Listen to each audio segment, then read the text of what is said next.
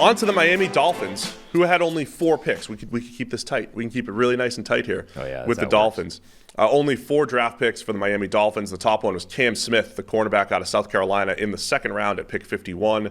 They add so much more speed to the team in the third round. Devin Achane, the running back out of Texas A&M. Elijah Higgins, a wide receiver to tight end conversion type of player in round 6. And then offensive tackle Ryan Hayes out of Michigan in round 7. Dolphins overall, solid draft for what they had. They've been giving up picks for players over the last couple of years. So on their team, guys like Jalen Ramsey and Tyreek Hill and everybody that they've added the last couple of years, that's why they're here as far as not having that many picks.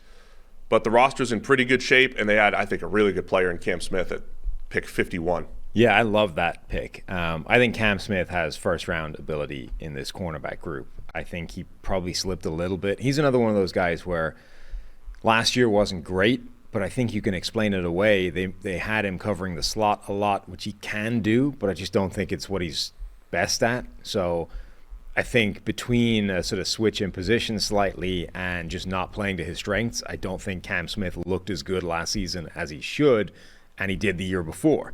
So if you go back to the 2021 tape, you see a guy that absolutely belongs in the first round. And it's just now the flexibility that Miami defense has with Jalen Ramsey and Xavier Howard already there. You add Cam Smith, who I hope stays outside, and that lets you keep Jalen Ramsey in the slot the way the Rams were using him the last couple of years. But theoretically, you can do it the other way around. You can put Jalen Ramsey back outside, put Cam Smith in the slot. It would work. I just think the first way around would be better. But to me, pick number 51, particularly when you're Miami, you don't have that first-round pick, right? It gets forfeited from the tampering charges. You're like, oh, man, who's going to slip to 51? That's the first time we come up.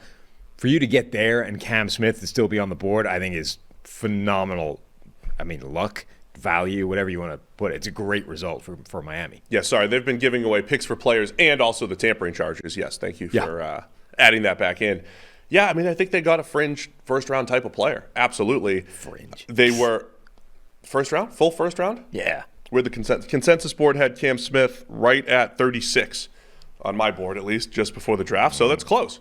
So they did ask Chris Greer, Mike McDaniel, they did ask about, the media asked about Jalen Ramsey. Does this mean Jalen Ramsey's moving to safety? Okay. And they said, no. Mike McDaniel, roughly, loose quote here. He's like, no, Jalen Ramsey's really good at cornerback, and I don't like to mess with good, right? So Jalen Ramsey's still going to play corner. So when teams talk about, we trusted our board, this was best player available, I believe it was for the Dolphins, right? I mean, when teams say that, they say that all the time, and they might be telling the truth. But I think it's real when the depth chart backs that up. When you legitimately have 3 starters at your 3 spots at cornerback, you could say, they got really good slot play. Kader Kauhu last year stepped in and played the slot really well as a rookie. Jalen Ramsey, Xavier Howard, and they still draft Cam Smith. But I think that's good over time, right? Just because you have 4 picks, this could be a really bad draft if they just tried to fill a couple backup needs here and there across the roster or whatever it might be. This could help the draft where you only bring in 4 players, and a guy like Cam Smith was probably the best player on the board at that time. Yeah, and even if Cam Smith doesn't feature year 1, let's say they stick with a guy who was playing the slot. Let's say Jalen Ramsey stays outside, and there's just no space for Cam Smith. It's a move that can absolutely future-proof the position. Like right now, there's a ton of money tied up in Jalen Ramsey and Xavier Howard. At some point in the future, that's probably not going to work, right? Either you're going to give Tua a giant deal, or there's money going to go somewhere else. You're going to want options or flexibility to get cheaper, and if Cam Smith is able to step into that role in a year's time or whatever, it's still a really good pick at 51 overall.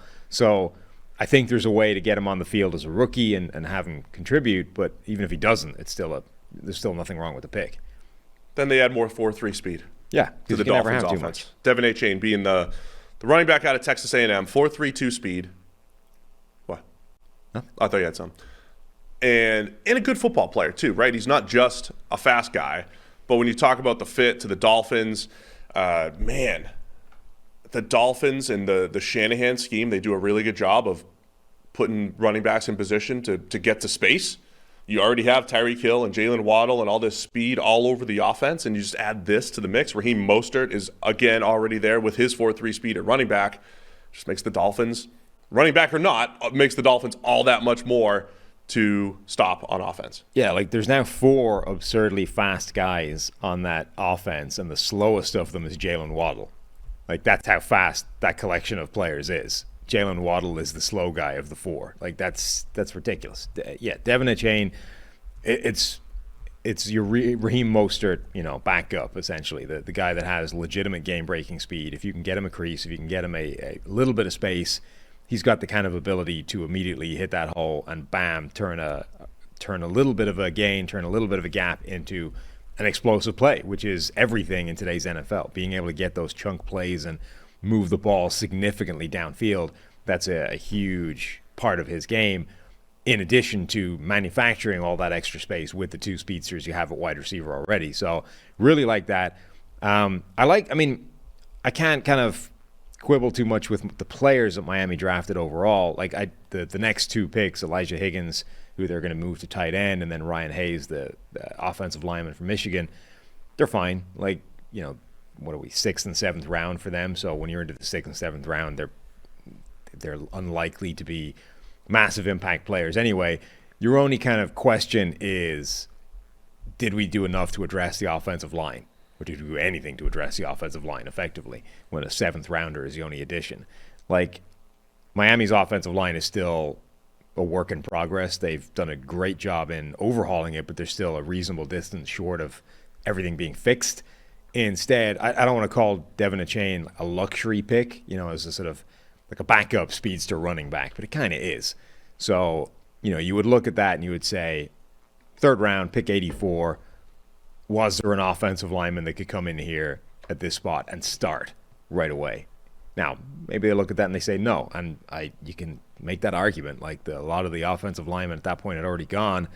But if there was, you could kind of say, all right, that's potentially leaving something on the table. Now, you look at the next offensive lineman that went in the draft, and you could absolutely make the case that, look, these guys are not starting year 1 anyway, so what the hell? Yeah, I mean, they kind of addressed that at the press conference, too. It was an interesting quote. They basically said, I think you guys, talking to the media, I think you guys are more worried about that than we are. And I don't know if that's through the lens of you're more worried about us filling our needs when we go into the draft, or you're more worried about perceived weaknesses, maybe the offensive line, some of the places we've talked about. Most Miami media was like, okay, where are the offensive linemen, where are the tight ends? Tight ends specifically, after they lose Mike Gesicki, Durham Smythe and Eric Saubert are the 2 guys listed as the starters going into the season. But I think, the Dolphins reminded us, and I think every team, every fan base should be reminded, there are other ways to get players. There are still players like, not for the Dolphins specifically, but Taylor Lewan is still sitting there in free agency to maybe play for a year and fill in an immediate need, right? There will be guys that get cut coming out of the draft. So there is more when it comes to offensive line depth or maybe tight end for Miami. But I think it's a fair point when you look at running back in the 3rd round, maybe versus some of the other offensive linemen, but you're certainly not drafting a lineman in round 3 saying, come start for us. That's what the Rams were kind of forced to do last year, right? Because they put themselves in this position where we're a Super Bowl team. We have no early picks. We have to spend 3rd rounders on future immediate starters. I mean, it's possible. It's just, it's difficult. My only point with that is, yes, look, there are other ways to add these players. I would simply say, I saw Liam Eichenberg play last year. I saw Greg Little play last year. You're going to want a player to come in. Like, you don't want that happening again. So, yes, it might. You can make a fair point that either you're not fixing it at this point in the draft, or there are other ways of doing it. But it does need to be done. Like, it's not just a problem we can go, this is all a media creation. This isn't an issue. It is. Liam Eichenberg's slated to be the starting left guard, and Austin Jackson the starting right tackle. Yes. I think those are the 2 places. The one thing that could save Austin Jackson is that whole year 3, 4 breakout year for offensive linemen. Maybe they're banking on that for both guys. But on paper, once again this year, it looks like 3 out of 5 spots look solid for Miami, and one of them is from Teron Armstead, who has been hurt almost every year of his career. Yeah, you've got to build in we're probably only getting 3/4 of the season from Teron Armstead, because that's the baseline at this point. All right, let's go on to the New England. Oh, so how about a grade? That's for what the I was Dolphins? going to say. Yeah, what did they B- per PFF. I think you're gonna see this with a lot of the grades. Teams that draft 10, 12 players will have more likely to get higher grades. Teams that draft 4 players, it's like, how well could you have done? I think they did. I think the Dolphins did pretty well. Yeah. Starting with Cam Smith in the second I round. love the Cam Smith pick. He was one of my favorite corners in this draft. I think he was underrated. I think he's better than the consensus board, which admittedly, data would tell you is a risky way of doing things. But when you get him where they got him, which is value either way, I think that's a great pick.